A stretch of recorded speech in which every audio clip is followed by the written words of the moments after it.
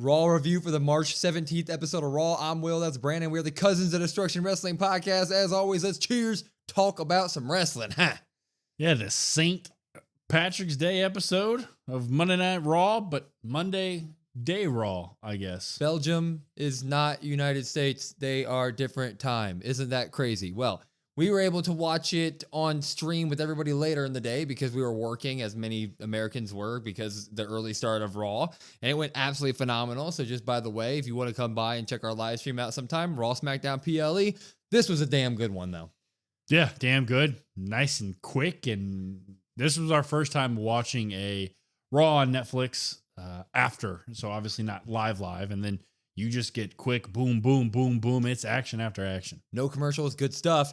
And they cut to the chase. Let's put it that way. The whole point of showing up to Raw tonight was John Cena as a heel was going to show up on Monday for the first time in the WWE. What the hell is that going to look like? And we would get it. And it looked the same for a lot of ways. It was a John Cena coming out to The Time Is Now. No music change. No differences in attire. He came out wearing his full Belgium gear that they had made for him from head to tippy toe. It was all John Cena, the same thing, all tippy toe. Mm-hmm.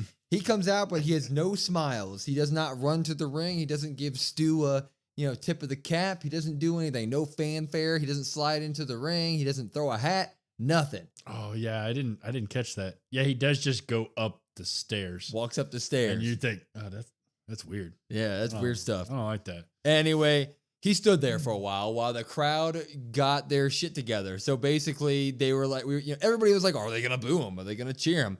It was a healthy 60-40, let's go Cena, Cena sucks, in favor of the Cena sucks crowd.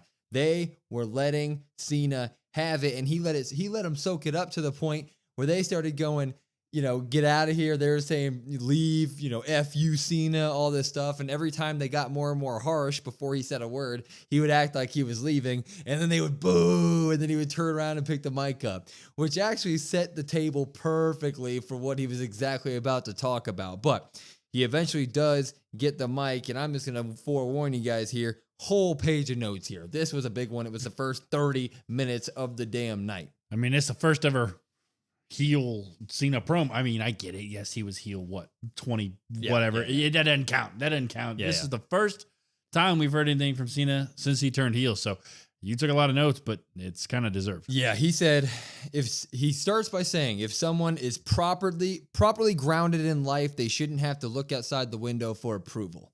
So that kind of set the tone for the night. And then he picks the mic up again. He says, you are making this easy, as they are chanting, you sold out, as they're chanting all these bad things. He said, you are making this super easy. For 25 years, I have been the victim of an abusive relationship.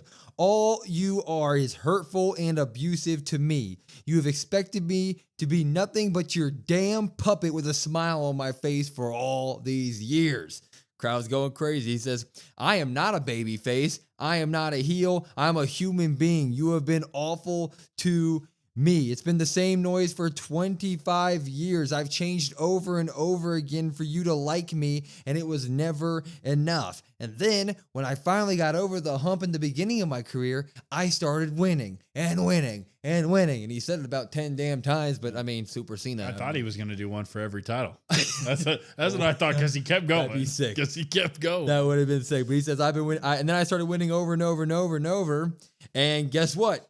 You didn't like it. And it wasn't enough. And then I took the last 10 years of my career and did nothing but give back to this company and lose and lose.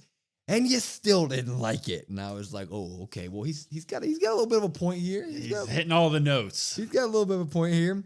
He goes, what happens in my final moments? He says, in my final moments, I decide to announce my retirement. That's something that's never been done before. My farewell. I try to get along with you, and you burned me again. It is true. It is never enough for you guys. No matter what I do, it's never enough. You all should be ashamed. You take and all you do is care about yourselves. What do we get is the only thing that you ask. No one ever cares how John Cena felt. You get nothing. And then the crowd immediately was like, we want nothing. Yeah, great job by them. Dude, yeah. I mean, just side note before we keep going, the crowd was, as expected, incredible the entire night. Mm-hmm. You get nothing, he says.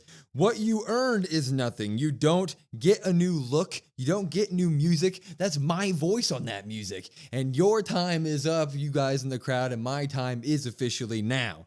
You want Cody, your new toy, your shiny new toy? And then all of a sudden, the Let's Go Cena sucks people start again when he mentions Cody, except I think they may say, like, let's go Cody, Cena sucks, or whatever. And he goes, and for you, the Let's Go Cena people, you claim to support me. What have you ever done for me? You stole from me.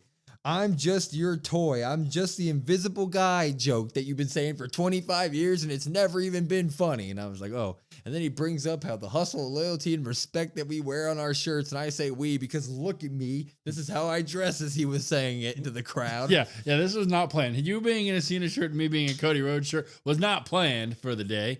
But you know what? It worked out pretty good. He said that all of us Let's Go Cena fans are lazy. We were using him as an excuse for all these years of being pathetic.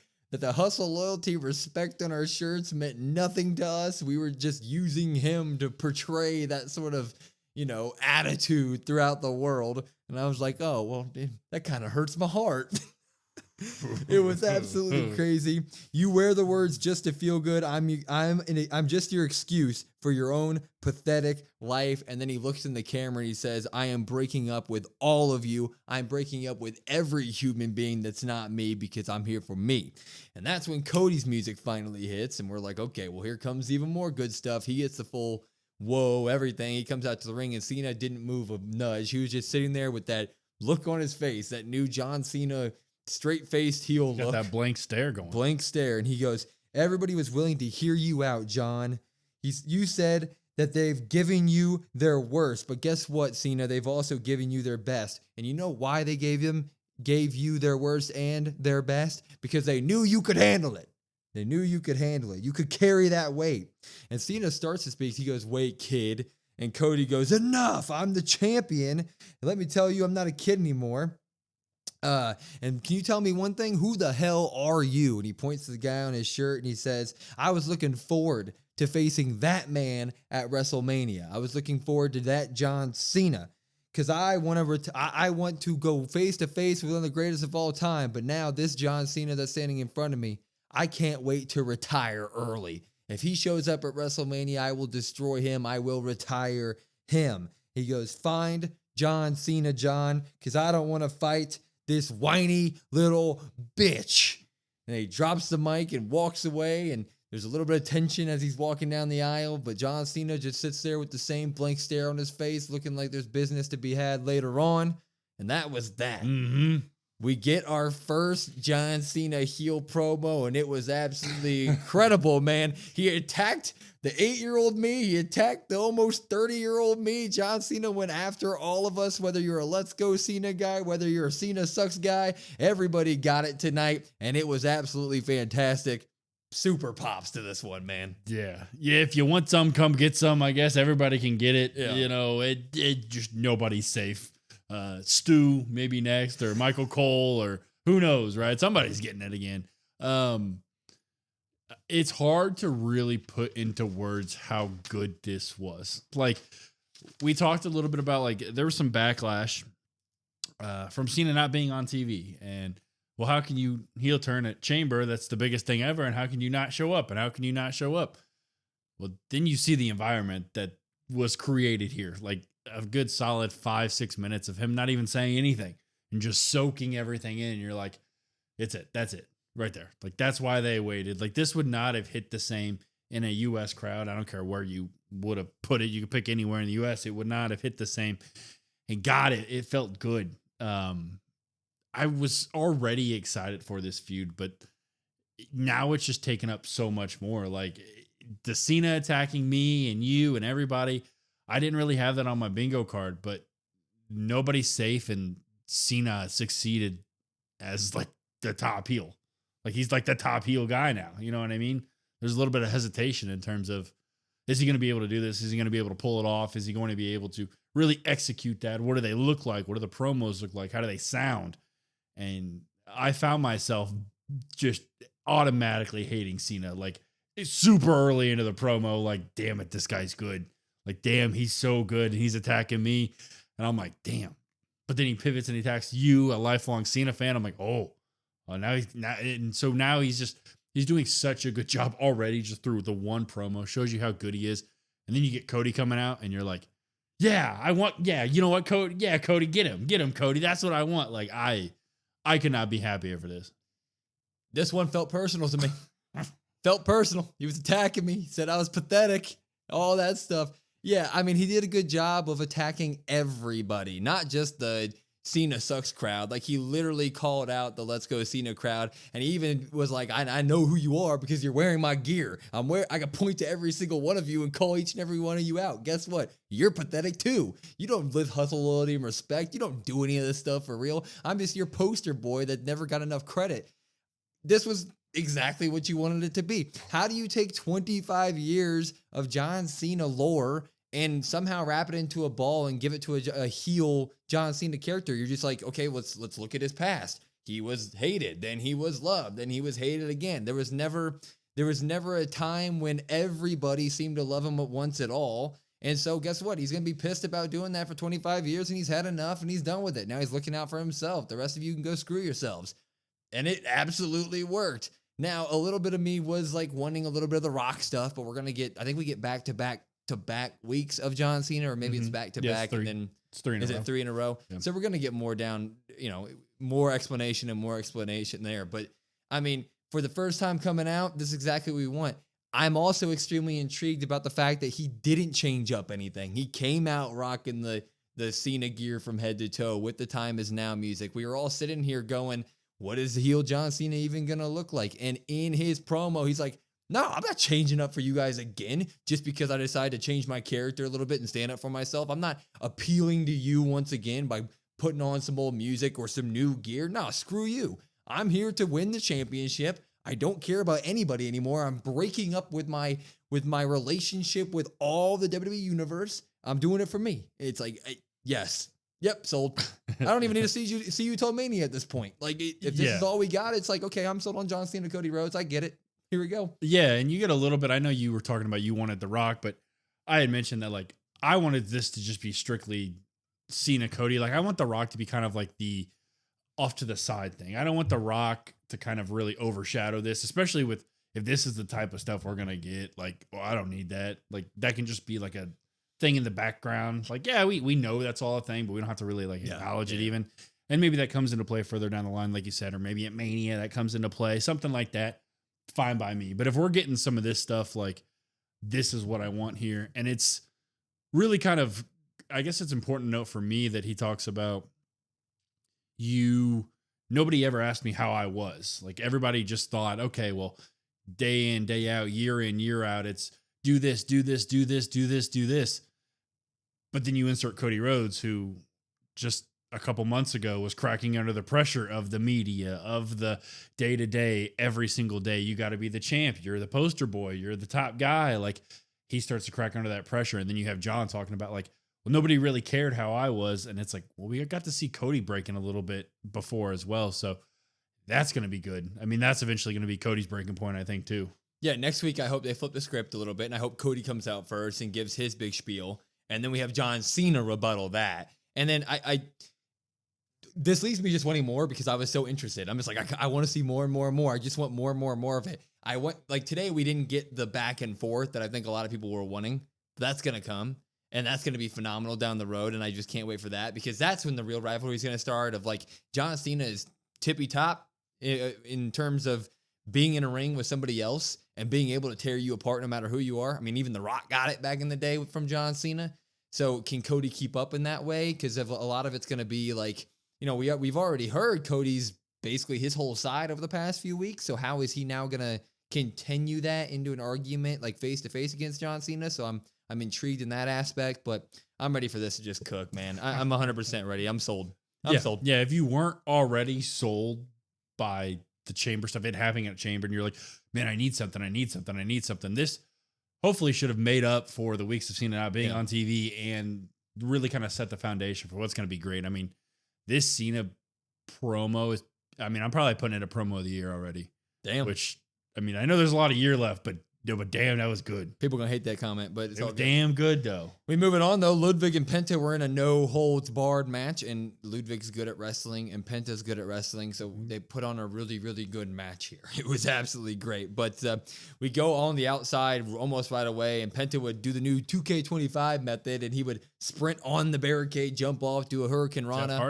Jeff Hardy style. And then they would run over to the announce table, and Kaiser would end up hitting a Kaiser roll on the announce table, which that thing will never break. It's impossible to break. The announce table is the hardest part of a wrestling arena at this point, which is crazy to see. He'd actually get Penta back in the ring and hit another Kaiser roll in the ring, which was pretty good too. He got to the point where he was beating Penta so bad, he actually, like, they had an up-close camera angle of it, and Kaiser was yelling, "I'm going to teach you to fear me." And then he got a chair, started beating Penta with the chair, but Penta was like, "No, it's my turn to hit you with the chair." And he would line up a shot on Kaiser with it, and Kaiser would beg for mercy, but then he would try to low blow Penta or something, and Penta was like, "Okay, no, you're getting hit with the chair now." He'd hit him once, and then he would kick the chair at him, and then he would do the old RVD where Kaiser catches the chair, and then he kicks the chair into his face again. Yeah, he was the Van Daminator. The Van Daminator. It was all good stuff. Not a heel kick, but just like a super kick. Yeah, sort of thing. Yeah, it's nice. He would hit a second rope Mexican destroyer on Kaiser, and then he'd pick him up, hit the Penta driver, and 1, 2, 3, Penta wins. But Kathy Kelly sprints out there as Penta's leaving and asks, "What's next for Mr. Penta?" And Penta says, "I'm coming for that Intercontinental Championship," which we'll actually get to a little bit more down the line. But in terms of this match, fantastic, popping it all the way. Yeah, fantastic. You got to kind of pop this. I mean, I know we've seen this a few times now. This is kind of your blow off your, hey, this is done. These guys can go their separate ways, especially with Penta's comments at the end of it. They both look phenomenal here. I mean, anybody that thought maybe Ludvig would lose a little bit of steam, he hasn't lost any steam in my book. He's still a very credible heel. And Penta is Penta. He's like a human highlight reel every single week. They had a super cool drone shot camera, and then the other normal camera. Like the way they shot his entrance this week, I didn't think it could get any cooler, but it did. He announces he wants to be a part of the IC title, or wants to win the IC title, I guess. And that just sounds fantastic. We'll get to that a little bit later. We'll get to that a little later. Yeah, absolutely. Couldn't agree more. These two put on a fantastic match. They've been rivalry's been going on for a few weeks at this point. That is what it is. Stop drinking if you don't like it. Dude's over here making faces. But I gotta drink something. But yeah.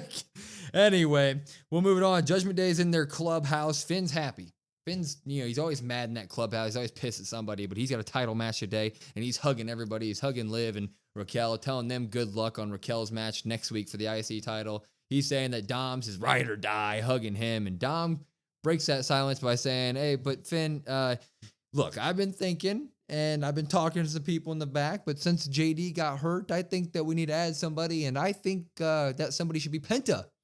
And Finn's like, "You mean the guy who literally just declared to go after the IC title belt that I'm going to win tonight?" And Finn snaps. Mm-hmm. Finn basically snaps and says, "You're nothing but a snake to me, Mr. Dom." And that wasn't very nice of Finn. But we get a little bit more of all this stuff later, so we'll roll it on here.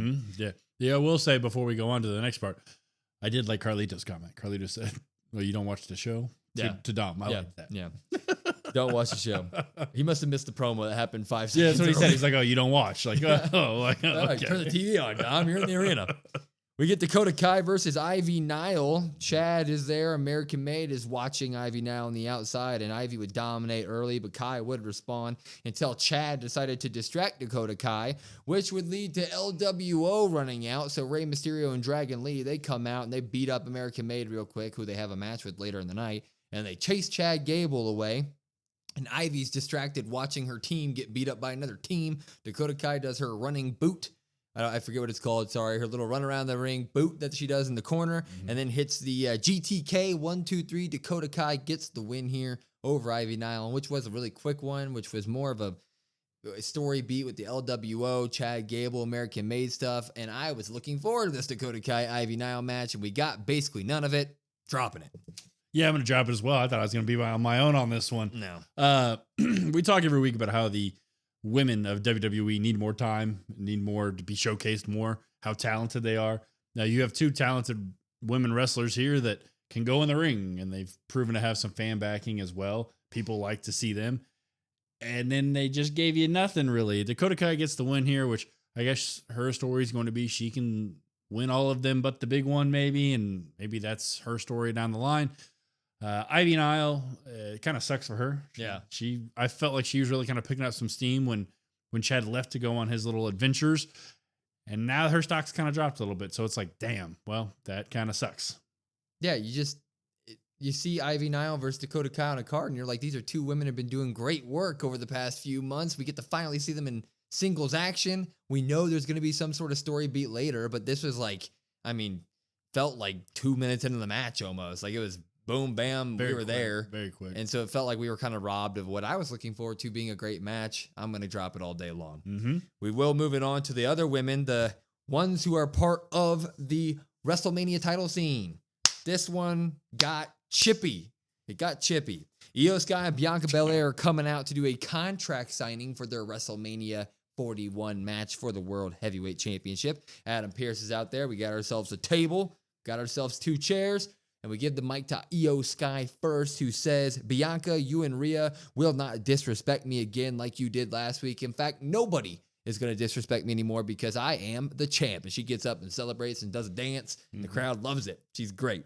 And Bianca replies by saying, I respect you, Io. I know it didn't look like it last week, but I do respect you. But I will say the same thing that I told Rhea. If anybody puts their hands on me, I will retaliate. You got me messed up if you think I'm not going to, because I am the EST of the WWE, and I will be the new champ after WrestleMania 41. And they sign, and Adam Pearce notarizes it, and then we're all happy, and we go home.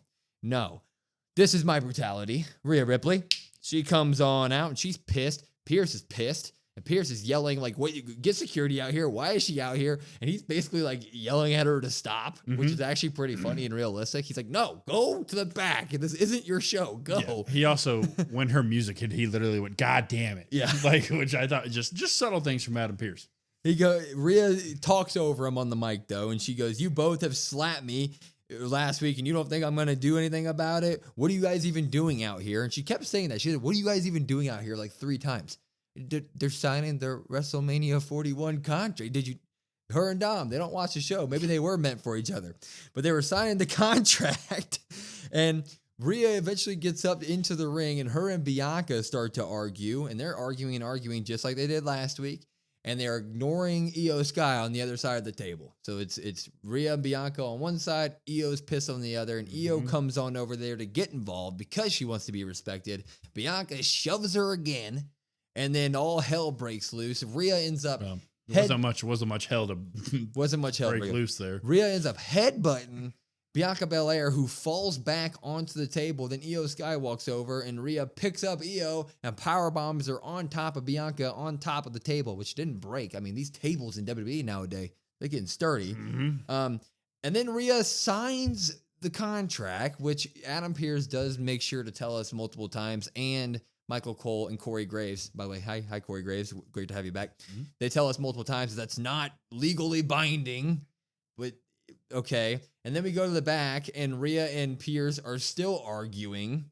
And she says it's legally binding. She says it's legally binding. My name's on the contract, which, I mean, I guess if Bianca and Io's names are legally binding and they're on the contract, and Rhea's name's now on the contract, I don't know. I assume they have spaces, though. We need a notary. I assume she doesn't have a space. I'm not a notary. I don't know. But while she's arguing with Pearce in the back, Bianca attacks her. Yep. And then Io attacks Bianca. Yep. And then Rhea beats them both up again. Yep. And stands tall twice. Yep. Within like 10 minutes of each other over the 2 women who are a part of the WrestleMania 41 main event, assumedly world title match for the women.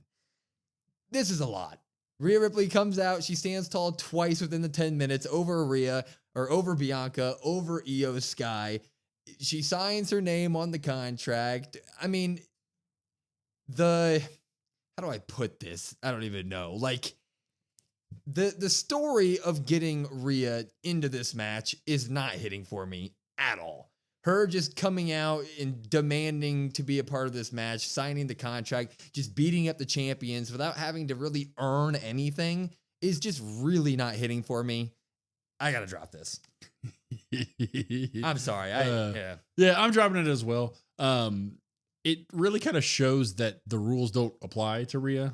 I mean, Adam Pearce can't even really control Rhea, and Rhea just kind of does what she wants and inserts herself wherever she wants, whenever she wants, at any time, and everybody just goes, okay, well, then that's the case, because it is Rhea Ripley, so cool. It just seems weird, and I know people were saying, hey, let it play out. Well, this is back-to-back weeks now that I feel like you've really gotten some regression in terms of Rhea's character. Regression? We'll say that, I guess. I don't know if that makes any sense. But anyway, you had her really kind of taking accountability and trying 2 weeks ago. Last week, you kind of saw her become like unhinged and losing it. This week, she just is pissed and I guess can do whatever she wants. But then she also stands tall at the end of it twice over both women. It makes it really hard to kind of get behind. We're two big fans of stories, and I think that's important to note here. I think if you're fans of stories with this feud or just in wrestling in general, you're going to be a little bit confused or a little bit like, this doesn't really make a whole lot of sense. Like Bianca had to win something and Rhea just gets a rematch clause, but it's technically not a rematch, but it is a rematch, and Liv never got hers. The match is going to be phenomenal. Don't get me wrong. The three of the best women in the game, the match is going to be fantastic, but specifically Rhea taking this and her character development or regression, whatever you want to call it, that's really overshadowing the other two. And I get that's what they were trying to do with Io specifically. She wants to be respected. She doesn't want to be overlooked. But at this point now, it's also overshadowing Bianca.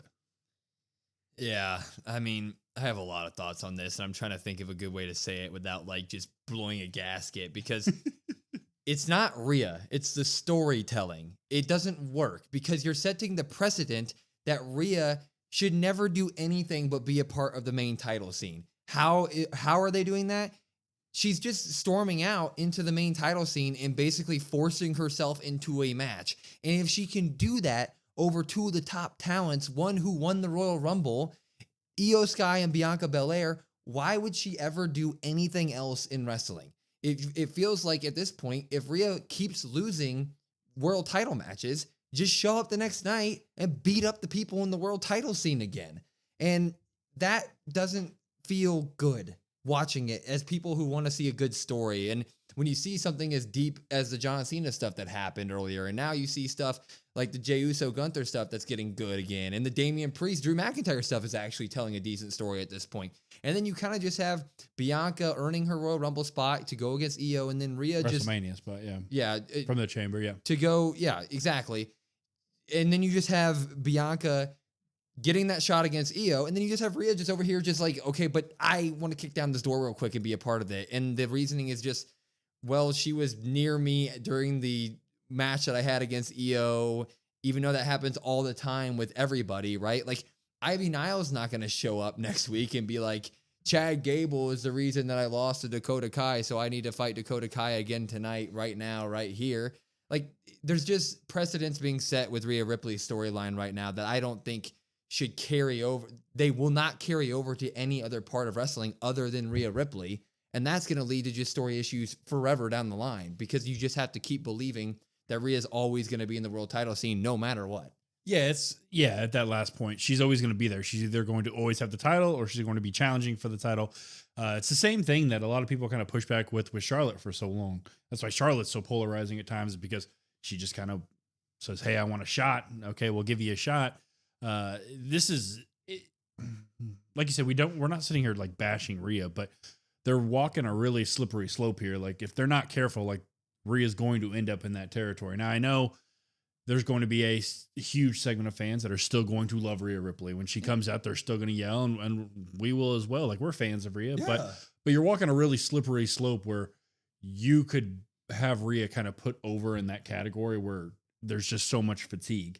We had talked about Rhea specifically coming into this year. It would be nice to not see her around the title scene in terms of what else is her character? What else is she about that's not the title? And it is pretty apparent that WWE doesn't like that is Rhea. Yes. It is that. Exactly. Yeah. And it would be as simple for me as earn the match. So you have Rhea and Bianca fighting constantly every week about this. You know, they're the ones bickering with each other and they're not even focused on Io. Settle in a match. Say, hey, if Rhea beats Bianca tonight, she gets to be involved in the title match. And then you can have shenanigans there that lead to the inevitable triple threat. That's fine by me. That you now have a reason for her being in the match. She earned it instead of just walking in every week and basically dominating her way over everybody to just get this title match whenever she wants. And now she gets signs the paper. So just make it more interesting. Make it a little bit deeper of a story. That's all I'm saying. We love Rhea, but you got to make it a deeper story for this type of thing. Sorry if it sounded all jumbled. It's just you should have seen the live stream, man. We were going at it on the live stream.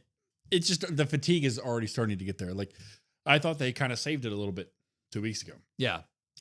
But the fatigue of just I'm Rhea Bloody Ripley and I'm better than you. That's what you get. It's just hard to talk about it without sounding like Rhea Ripley haters. Because that's not the point here. The point is not being Rhea Ripley haters. It's just there's so much great storytelling in WWE that Rhea's last half year doesn't feel like they're putting any effort into it. It just feels like no, she needs to be a part of the scene, right? Yeah, and that's like I said, it's also overshadowing the other two. Yeah, it's overshadowing Bianca, who got the chamber win. Yep, and overshadowing Io, who is still undefeated versus Rhea and fantastic. And her promos are funny. Yeah, I love it.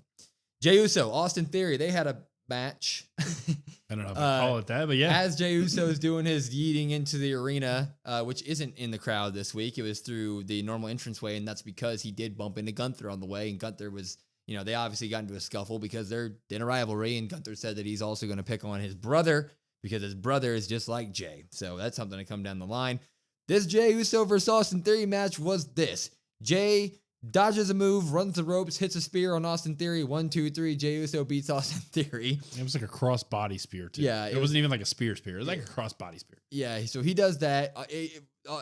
Grayson Waller gets in the ring to help his buddy. He takes that out. He throws Waller out. I think he super kicks him or something. But Theory obviously rolls out too, and Jey Uso is getting ready to do a suicide dive on both of them, and he does. Clips the top rope, a really scary little moment there. He legitimately does not clear the top rope and ends up on the apron, but he gets up, smiles, tells the crowd he's good. And when he starts to celebrate, Gunther is there with a choker hold, sleeper hold in once again. Is he going to make Jey fall asleep? No, Jey's able to roll up and kind of send Gunther into the top turnbuckle.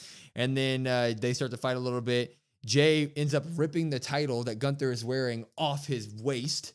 And when Gunther charges him, he pulls the rope down. Gunther goes out of the ring. Jey Uso poses high with the title, and he throws it at Gunther, getting a little bit of good stuff there. So Jey Uso defeats A-Town Down Under basically by himself tonight. But we also get Jey Uso holding the title up. He finally gets the advantage over Gunther for 1 week. I'm going to give this a drop and a pop. I do think that Jey Uso shouldn't just be beating A-Town Down Under in 5 seconds, but I do like Jey finally getting a little bit of the advantage, making himself look good against Gunther, so I'll pop that. Yeah, I mean, I think it was 29 seconds, 30 seconds. That is what it is. But all about, again, another match to once again progress the story.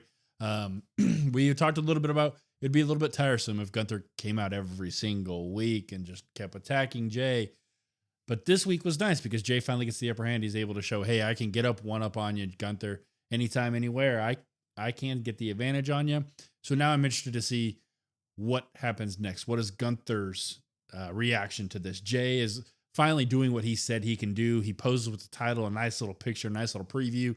And then how does Gunther respond to this? Do we get any sort of change from Gunther? That's what I'm excited to see next. Yeah, looking forward to it. We needed this. We didn't need another sleeper Jey go night-night, right? We needed Jey to stand up for himself. This looks good. Gunther's also going to bring in Big Jim, it looks like. Maybe we get Gunther attacking Big Jim this week. That'd be great. Get it a little bit more personal, even more so. Get Jey really, really, really, really mad and ready to beat up on big, mean old Gunther. It's a classic wrestling rivalry. I'm here for it. I love every second of it. This is good stuff. We would get LWO, though, versus American Made.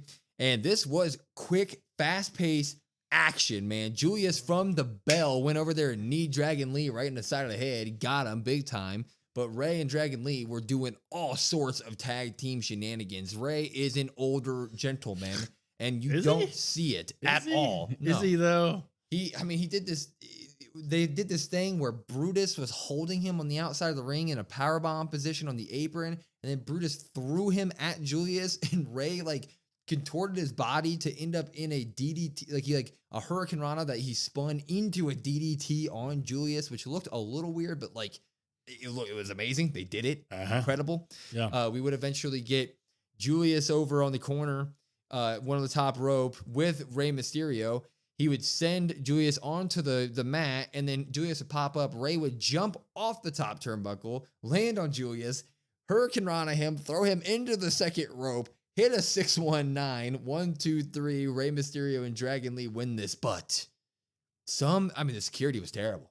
Some masked man, goofy luchador is what Michael Cole called him, came in and suplexed Dragon Lee and suplexed Rey Mysterio onto Dragon Lee, and then he popped up on the top rope and did a diving headbutt from the top rope, and then the security came and chased him away. Of course, he got the gracias in. Man, crazy stuff here. The masked luchador has striked again, man. I don't know what's next for him, but I absolutely love it. I'm popping it.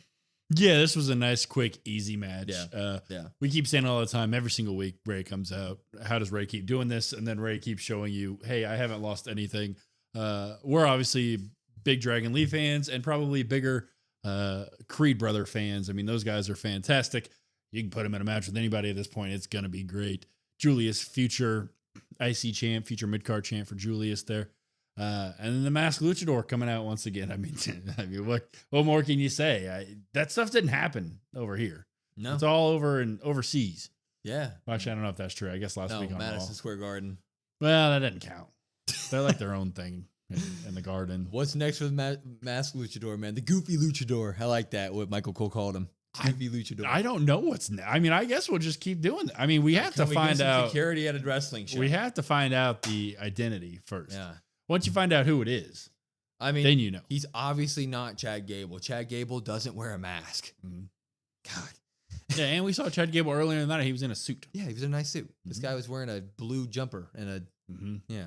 Seth Rollins definitely gives you like Mr. America or like Blue Blazer stuff. You know what I mean? Just those vibes. No, it was not me. It's fantastic stuff. Seth Rollins comes out and he says, let's talk about Roman Reigns. Am I mad that he came and attacked me and got revenge last week?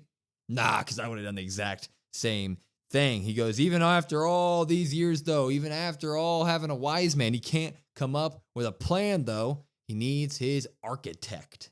Boom, boom. He goes, because Roman left out one key element to all this puzzle. CM Punk.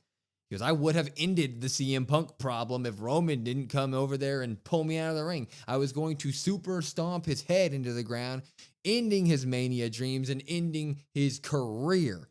But now we have to finish that off as well. And he goes, I always have to clean up Roman Reigns' mess, so I'm used to this. And I hear that these two are going to be showing up on a little thing called SmackDown on Friday. So wouldn't it be cool if I get to go over there and stand in between them and show up? So I think I'm going to go ahead and do that. And that's all this really was. So Seth Rollins is planning on meeting CM Punk and Roman Reigns in the ring. SmackDown on Friday. What are our thoughts there? Popping all this, though. I like this. It was enough. It was you're popping it, huh? Yep, I'm dropping it. I'm dropping this. Yep. Yeah, I'm dropping this. This didn't really do anything for me. I liked it. It was more so like, yeah, we already know. And I'll see you guys there on SmackDown. It was better than the Paul Heyman stuff. I'll give him that. It was better than that. So it didn't really give me anything too crazy. Didn't really give me anything to write home about. I guess the fireworks really starts to take off on Friday on SmackDown. I'm expecting another half-hour segment probably. They each kind of get their words in, I guess, a little bit, but we'll see. Yeah. I mean, I'm just expecting some. I hope somebody hits somebody. I hope we get everybody, all three in the ring, and somebody stands tall. I think Seth Rollins needs to stand tall for once over these two because CM Punk's done a lot of winning lately. Roman Reigns, obviously, he spent the last 5 years winning.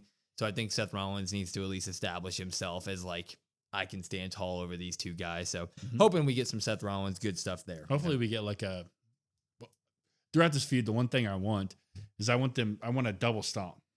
Like one to each guy. How would you land that? You'd have to legitimately stomp their heads. Yeah. Land. Yeah. Yeah, I don't know how to do it. They're pros. They're fine. They're pros. Maybe how do you do the double stomp? You know what I mean? How do you do the?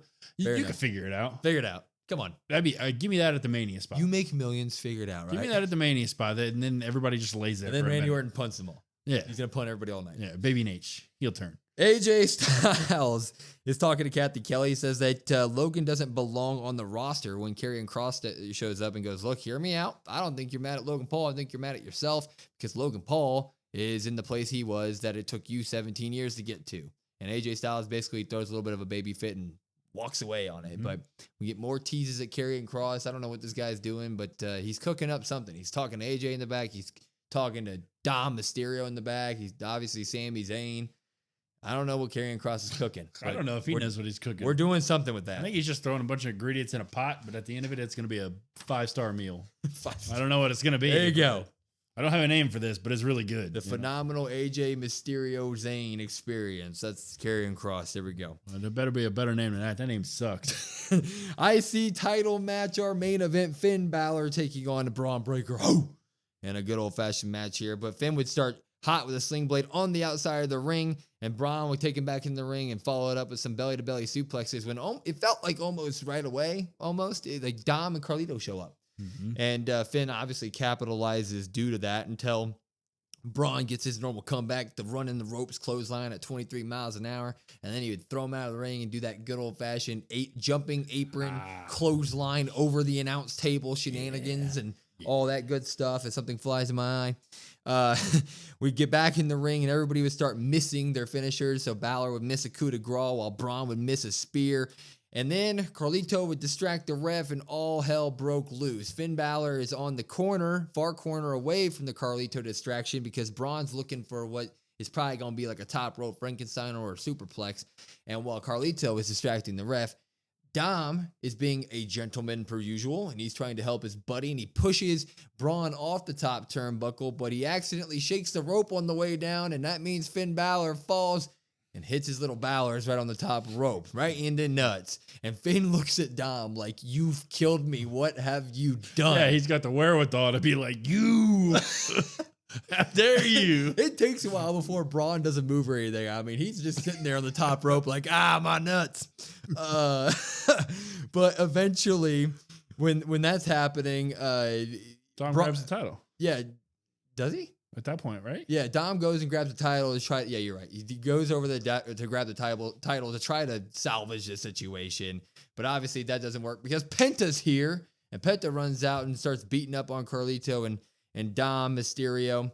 But this happened. Braun would eventually just spear Finn right after this. Finn would fall off. Might have been after. Yeah, Braun, I don't know. We might be getting it all mixed up. But Braun ends up spearing Finn Balor after the Dom stuff. 1, 2, 3. Braun Breaker remains champion. Penta is either out here already or out here now. He starts beating up on Carlito and Dom. Dom gets kicked out of the ring. Carlito does end up eating a spear from Mr. Braun Breaker. But we end the night with Braun Breaker and Penta with the championship in the middle of them. That looks to be what we're looking for WrestleMania, and I didn't know I wanted something so bad as when I saw that take place. I cannot wait for that match, and rivalry is going to be so, so good. I liked all this. We'll pop it. Let's start with the Penta Braun stuff, and then we'll get into the Judgment Day. Yeah. Popping that as well. How can you not? Yeah. I think we all probably had that in our heads about, hey, this might be the Mania match, especially when Penta comes out. But then you mention it, and you're like, Penta for IC champion, and then you think about it like, it's too soon. It's too soon. I don't want Braun Breaker to have like a lengthy reign, but Penta's pretty cool. And then Braun Breaker's off to say, well, Braun Breaker's pretty cool. Well, both of these guys are pretty badass. You can sign me up for this. That would be awesome. And then you get all the shenanigans throughout the road here. And now ultimately it seems like that's what we're going to get. And I can't be more excited. I mean, that's going to steal the show. You talk about matches stealing the show all the time. That's going to be the show stealer right there. Yeah, I had talked myself into Braun Sheamus since the last time we saw Sheamus. I just thought that was what it was going to be, which eventually I still want Sheamus to win the IC title down the line. But Penta is there. They have built him up. He is the star caliber guy you want going up against a Braun Breaker who hasn't been utilized like a lot of people want him to be utilized. He's been utilized a little bit less than people want to see. People want to see Braun more and more and more. And then you put him up against Penta. I mean, that's a match made in heaven, man. That's going to be one of the best Mania matches that we got on both nights. Can't wait for that. whoever walks out with the title, I'm going to be like, yep, you made the right decision. Like, it's going to work out for me. It's a win-win situation for WWE, in my opinion. Cannot wait for that. Mm-hmm. We also had, though, Finn Balor accidentally screws, not that way. Dom Mysterio accidentally screws Finn Balor and cost him the IC title match here. Dom also wanted to add members. It looks like with WrestleMania being right around the corner, tonight was the breaking point. We're probably going to start leaning into the Dom Mysterio Finn Balor rivalry going into WrestleMania. Yeah, absolutely. Also, I guess before I dive too deep into that, Braun Breaker and Penta Mania steal the show and then run it back at Backlash. Yeah, in St. Louis. Also because we'll be there. Yeah, we'll be there. But I want to see that, so please. Yeah, this is definitely the breaking point for Judgment Day, or at least the start of it, I guess. We've said that 7 times already, but it just kind of continues to keep happening. Dom has done his best to really try to help people, and it seems like that never really gets him anywhere. So maybe he should start taking a page out of John Cena's playbook and just doing things for himself. Yeah, I'm 100% here from this. Like you said, we've been saying that this is coming for like months and months and months and months. It feels like half the year we've been saying that Dom and Finn are going to have a fallout. Now it looks like this is going to be the breaking point, especially with WrestleMania literally right there around the corner. And now you have Finn and Dom firmly outside the IC title scene. So we don't have to, ask ourselves if Braun's going to be involved or whoever else. Looks like we're going to fully lean into this. Making Dom a face probably during the process in between here and WrestleMania, which is going to be something to get used to. But anything Dom does, I'm there to support for. The match should be great. Rivalry should be great. I'm here for it. Yeah, you say maybe make him a face. I mean, you look at Dom's motives, right? Throughout Dom's, really, I guess since SummerSlam, like he's really done things for the people that he loves. He really has tried to do everything to help them. I mean, helping Liv and Raquel and Carlito and JD and even Finn. I mean, he has put everybody in the Judgment Day before himself. He's really kind of selfless. That's been his role here. So you look at his actions, you're like, well, damn, he is a pretty good guy. Yeah. That match is going to be a great match. And it's a match now that after today, I've talked myself into like, okay, we don't need a title. Yep. Like, that's fine. That's good. You know what we do need? As long as we get Dom to get the win. You know what we do need? A Dom win and a JD special guest referee. Make JD a special guest referee. Have Carlito. With Carlito being the ring announcer. Make it all a Judgment Day thing. Anyway, we gave it 10 pops to 6 drops. And I feel like the good was really good here. And the drops weren't as, weighty as the pops here tonight. This was a great episode of Raw. Yeah, it was really good. The numbers don't really kind of tell. Yeah. If you're looking at the box score, it's 10 to 6. You're like, how the hell does that make any sense? Yeah. The good stuff was really, really good. The bad stuff, you could argue you could even make them pops. Yeah, we got time, and they're really not that bad. But they're really not that bad. But we appreciated all of you guys in the live stream that decided to join us today. During it, we're going to be doing that for Raw for the next couple weeks because we work during the day and Raw smack dab in the middle of the day. So join our Discord and our link tree in our bio. It's got all of it there. And SmackDown. And SmackDown, of course. And we'll post our times when we're going to stream those type of things. But follow us on all of our socials at COD WrestlePod, COD WrestlePod. Listen to our podcast wherever you do. YouTube, Spotify, Apple, etc. And like I said, Linktree, everything there. Give those all a follow. I'm Will. That's Brandon. We are the Cousins of Destruction Wrestling Podcast. We will see you next time.